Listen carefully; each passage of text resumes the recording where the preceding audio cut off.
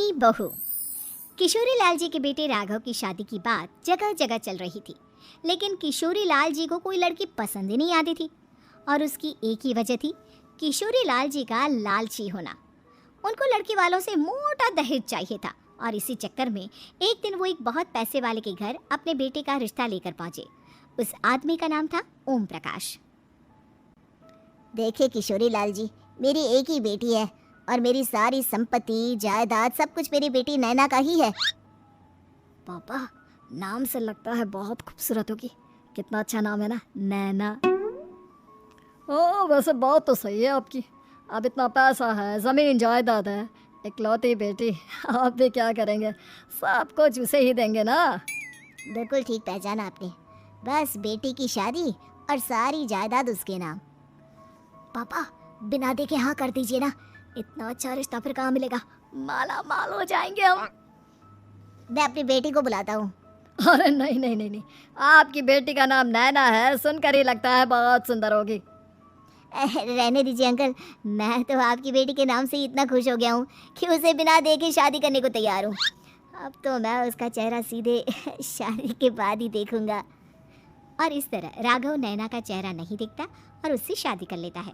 शादी के बाद अपनी सुहाग रात पर जब राघव नैना का घूंघट उठाकर देखता है तो नैना की आंखें बंद थी। कितने खूबसूरत हो तुम नैना, ज़रा अपनी आंखें खोलकर मेरी तरफ देखो तो सही। नहीं, मुझे शर्म आती है। अरे मैंने तुम्हें शादी से पहले भी नहीं देखा, और अब अगर तुम आंखें खोलकर मुझे देखोगी भी नहीं तो मुझे अच्छा कैसे लगेगा?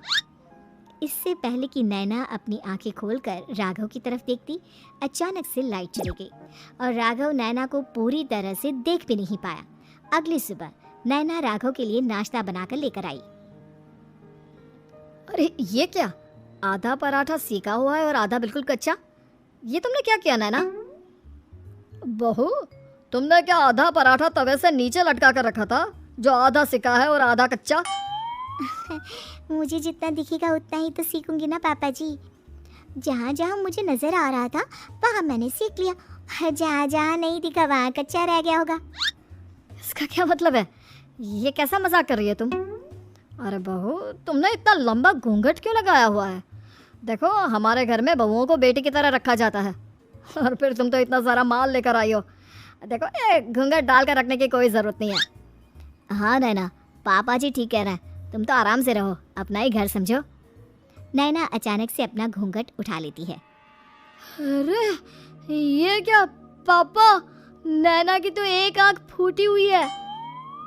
नाम से नैना, लेकिन ये तो कानी बहू निकली। मेरे साथ धोखा हुआ है, धोखा। बिना दिखाए अपनी कानी लड़की मेरे संग ब्याह दी। मुझे कानी बीवी नहीं चाहिए। मुझे अभी ओम प्रकाश जी से बात करनी पड़ेगी। आखिर उन्होंने मेरे साथ ऐसा किया क्यों? अरे आप लोगों ने ही तो पापा से कहा था कि आप लोग शादी से पहले मुझे देखना नहीं चाहते। अब मेरे पापा पर क्यों इल्जाम लगा रहे हैं? अरे लेकिन उन्हें बताना तो चाहिए था ना कि तुम कहानी हो, एक आंख से तुम्हें दिखाई नहीं देता। किशोरी लाल और राघव नाराज होकर ओम प्रकाश को अपने घर बुलाते हैं। पापा जी, ये आपने क्या किया? शादी से पहले बताया क्यों नहीं कि नैना की आंखों में परेशानी है? अरे आप ही ने तो लड़की देखने से मना कर दिया था। और लेकिन आप बता तो सकते थे। आपको तो हमारी बेटी की प्रॉपर्टी चाहिए थी, वो भी पूरी की पूरी। अब क्या हुआ अगर उसे आधा दिखाई देता है? प्रॉपर्टी तो आपको पूरी मिल गई ना। और ये क्या बात हुई? मेरी शादी प्रॉपर्टी से नहीं, आपकी बेटी से हुई है। अब ये तो पहले सोचना चाहिए था, तब तो मेरी प्रॉपर्टी देखकर तुम्हारी जुबान लप लपा रही थी। लेकिन मैं कानी लड़की को अपनी बीवी बनाकर नहीं रख सकता। पापा कुछ करिए ना आप। हाँ करता हूँ। देखिए ओम प्रकाश जी, आप हमारे साथ ऐसा नहीं कर सकते। और तुम देखो, अगर तुमने मेरी बेटी से शादी तोड़ी ना, तो जो भी प्रॉपर्टी मैंने तुम्हें दी है वो तो पूरी की पूरी वापस ले ही लूंगा और आधी प्रॉपर्टी तुम्हारी भी लूंगा। अरे मेरी आधी प्रॉपर्टी भला क्यों लेंगे आप? इसलिए क्योंकि मेरी बेटी को आधा नजर आता है और उसकी नजर अभी तक तुम्हारी आधी जायदाद पर ही पड़ी है। अब तुम उसे घर से निकालोगे तो कुछ तो लेकर जाएगी ना। और अगर हम आपकी बेटी को अपने घर की बहू बनाकर रखे तो? तो तुम्हारी पूरी प्रॉपर्टी तुम्हारी ही रहेगी, और जो मैंने तुम्हें दिया है ना उसमें से बस मैं आधा लेकर जाऊंगा। अरे लेकिन अब आप अपनी दी हुई प्रॉपर्टी में से आधी वापस क्यों लेकर जाएंगे? अगर मैं आपकी बेटी को अपनी पत्नी बनाकर रखने को तैयार हूँ तो। इसलिए ताकि भविष्य में अगर तुम मेरी बेटी को धोखा दो तो उसके पास कुछ तो रहे जो पति का हो। वैसे मेरे पास तो बहुत कुछ है, लेकिन अपने पति की कोई निशानी तो उसके पास होनी चाहिए ना।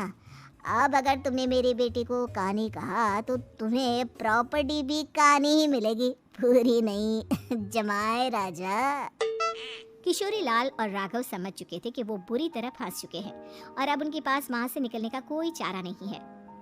अब समझ में आया ना, लालच बुरी बला होती है। एक तो तुम्हें प्रॉपर्टी मिली, ऊपर से बीवी मिली, उसमें तुम्हें नखरे भी दिखाने हैं। आए बड़े, चुपचाप बैठो दोनों। कुछ दिनों के बाद नैना राघव की कार लेकर बाजार घूमने निकलती है और जब कार लेकर वापस आती है, ये क्या? एक तरफ से मेरी गाड़ी पूरी खराब हो चुकी है। लगता है तुमने मेरी गाड़ी को किसी दूसरी गाड़ी के साथ एक्सीडेंट किया है। अरे अरे, कितना बड़ा नुकसान कर दिया तुमने बहू। वो क्या है ना पापा जी, मुझे एक आंख से दिखाई नहीं दे रहा था, सामने से गाड़ी आ रही थी। मुझे तो सिर्फ आधा ही दिखाई दिया और वो गाड़ी मेरी कार से रगड़ते हुए निकल गई। अब मैं क्या करूं बताओ? आप इसे ठीक कराने के पैसे कौन देगा? तुम्हारे पापा। तुमने मुझसे इस तरह से बात की? अभी रुको। नैना राघव की शिकायत ओम प्रकाश को कर देती है।